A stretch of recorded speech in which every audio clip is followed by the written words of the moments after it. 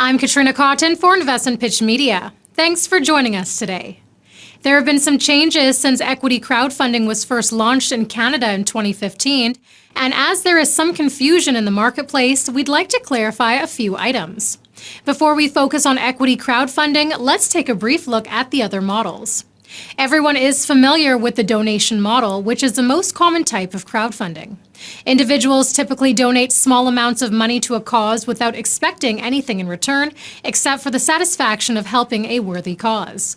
With reward-based crowdfunding, a contributor advances money and in return receives a promise of a specific reward at a later date, which could include anything from a new product to a service.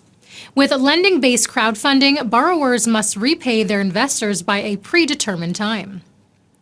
Equity or startup crowdfunding, which falls under securities regulations, is a process through which a business can raise small amounts of money from a large number of investors in order to carry out a specific project.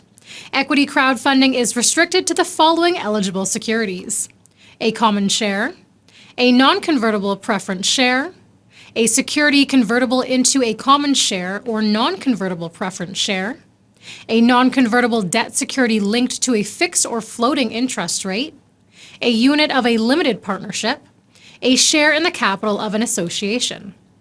An investor who must purchase as principal can invest only $2,500 annually unless the investor obtains advice that the investment is suitable for the investor from an investment dealer or exempt market dealer, in which case the limit is increased to $10,000.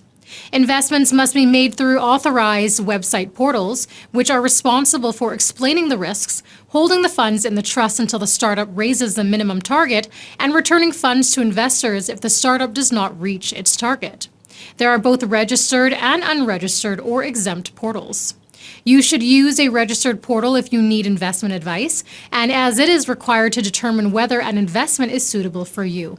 It therefore collects a significant amount of your personal financial information.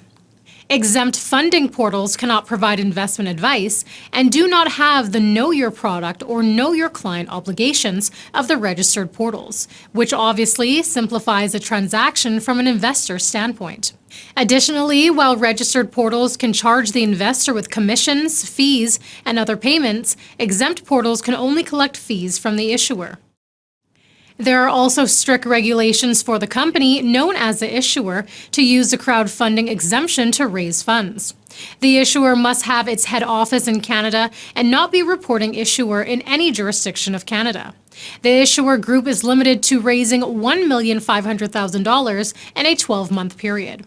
The issuer must complete an offering document and provide it to the funding portal. The distribution must close within 90 days after the offering document is first made available on the funding portal's platform.